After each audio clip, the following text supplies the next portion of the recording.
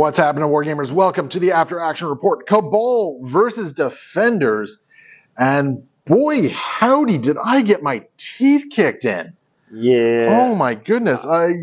But I'm going with Dice Tell a Story. Well, okay, so here's the thing. My dice were not particularly bad. Not up until the last round there. My last Gwenham activation was really disappointing. I think Hulk's dice were specifically his defense dice were bad. But here's the thing. His defense dice were bad in comparison to the fact that you were also rolling friggin' fire, right? Well, I was rolling like 4, 5, or 6 dice into him, and I don't think you, aside from the first attack into him, I don't think you did less than 4 or 5 points of damage into him. Yeah, right? and that's the problem with those dice. The Wrecking Crew came out strong, they hit hard, and came out strong. They took down the Hulk. Hey, whoa. Round 2. I want to point out that's how this works. In round 2, you took out the Hulk, man. Yeah, no, it was ridiculously dicey on that particular thing. I think and it's rough because that was also like my cover me turn. I was expecting a lot more attacks to go into Hulk, and then you just turn around and she's like, take 8 damage from Dracula. Yeah. It's like, well, okay then. I was expecting to at least get like 2 attacks out of the cover me. But I thought you were getting 3 or 4, and I'm like trying to strategically plan it out. I'm like, all right. No, and then you just dummy them.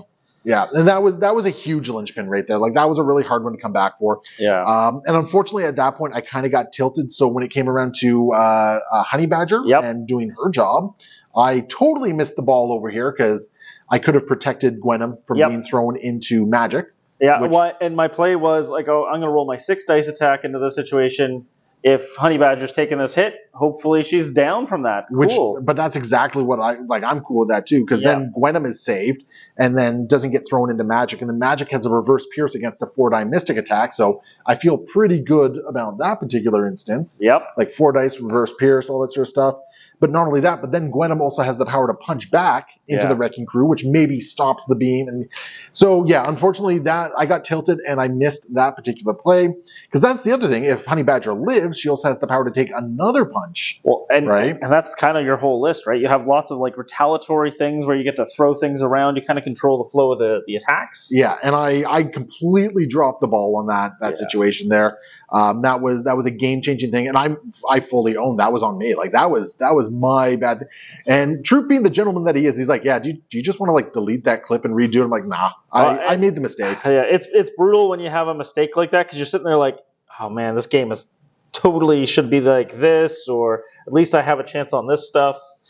Well, the big thing is it would have given me another activation, probably with magic, because I don't know if I was saving Daredevil on that one. Sure. I think it was magic I was saving. Yep. And that, in turn, then potentially does something for me. I'm not really sure what it does, but it does something for me, right? Well, and just that you could actually save her to do something, because like you just needed a couple more activations to actually deal some damage into Dracula or deal some more damage into the Wrecking Crew, because you just needed to pull my guys off to level things out from the Hulk boss, right? Right, yeah. If I could pull some activations off, or like even go into Bullseye and score and keep you from scoring as much as you did. Right? And let's be very clear, the turn after, when she woke up and she only had 4 power on her, you could have just done the same kind of thing where here's Journey into Limbo, / get a whole bunch of power because of a bad roll. Well, the other thing is it gives me a character that's still on the table as well, right? Like it's another thing where like into another turn that's still an activation you have to try and burn through. Yeah, exactly. But I will say this: Magic's last activation was pure fire. Yep. That was amazing. Just dummying Bullseye and then turning around and just mincing the Wrecking Crew. Yep. Yeah, it was crazy. I am all for that. I enjoy Magic and Defenders here. This is actually the first time I've run Magic and Defenders. So I think one of Magic's problems is she can't reroll anything, so she can never get any triggers. It feels like so. Didn't need to reroll the triggers, but. Yeah. The one that also really hurt was at the very end there when I was trying to yank Red Skull from up here into there so I could do a Devil's Deliverance. It wasn't, I don't think it was going to be game-changing, but... It gave you a chance to actually maybe punk Dracula. Because what I was hoping is I had the power to do a Devil's Deliverance and I had the power to do a Devil of Hell's Kitchen. Yeah. So the idea was like, Baton Hook, try and get Red Skull down there, at which point I now also get 2 rerolls. So I go into the attack, I do some damage into Dracula, whoop-de-doo Basil. But the big thing is I do a bunch of damage into Red Skull. Yeah. I probably actually start with the Devil of Hell's Kitchen first. Sure. Then into the Devil's Deliverance, and I maybe take Red Skull out. Yeah. Right? Because then if Red Skull's down, that means the only person left is Enchantress to take out Daredevil, which, yeah, she can do, but she can't do it as effectively as everyone else. Yep. And then I still have priority going into round 5, right? Yeah, exactly. And priority into round 5, because what you would have scored? You would have scored scored one less. One less, 2 less. No, 1 less. Yeah, because Red Skull. Well, Red Skull is the one that flipped this, so Amara would have to make some decisions because she was hanging out over here. So it's like she might be able to move on that point and still attack. I'm not sure, but it would have been close. Yeah, I'm not entirely sure there, and my stick is broken at the moment. Yeah. So yeah, you might have been able to get over there, but also if you were double moving, that means Daredevil is still around. Exactly. Right, which still forces the next round. I would score an additional 2 points. Yep. Off that. No, 1 point off that at the very least. Well, 2 points because Daredevil's alive. He has a senator, right? No, just 1 point because he would have had a senator. Well, and I wouldn't be able to flip this. You could have. I flipped it with Red Skull. Well, I mean, she could have walked over and flipped it. If she double moves, yeah. If she double moves. Okay, so let's for a second assume that you didn't flip it. I go to 11, you're at 15. I mean, you're still in a very close winning position, but Red Skull's off the table. Yep. So you've lost your leadership. I'm just sitting on Amora and Dracula should have a bit of damage on him. He should have some power, though. You have Amora and Dracula. At that point, I do think Dracula probably still wins the game for you. But you're going first. I am going first, but you just need to score 1 point to win. The real problem is Amora is pretty solid. Like, you're going to have to kill Dracula in one hit and kill Enchantress in one hit. Tabling you was the only actual option, simply because I can't score 5. Yeah. So the best I could get score 2 is 15. And as long as one of your guys is still standing, you are scoring at least 1, right? Yeah, exactly. But, I mean, it would give one more turn of dicey reroll goodness, all that sort of stuff. And who knows, maybe, just for giggles. Yeah. Just for giggles. I want to see something here. So, like, there's 6 base plus 2 more. Let's pretend I didn't need to use the rerolls on Red Skull there. Let's just not talk. All right. No need. Let's just stop talking here. Yeah, and that was actually Dracula was probably my biggest issue. Wrecking Crew came in and wrecked stuff. Yep. They did really good stuff. But I would say Dracula was my biggest problem that whole game. Yeah, I agree. I think the Wrecking Crew is an easily solvable model.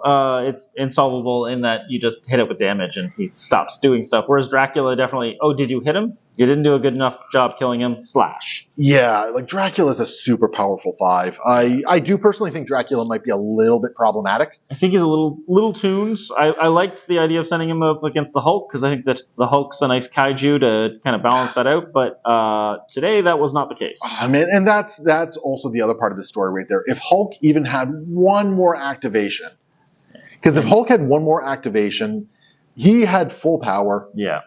He was going to gamma leap in somewhere, punch the ever-living bejeebus out of a bunch of your support characters, probably just yeet Dracula away. Yeah, exactly. Like, just not even bother with him, just yeet him away, right? Yep. And, like, double tap into, like, Wrecking Crew or something like that.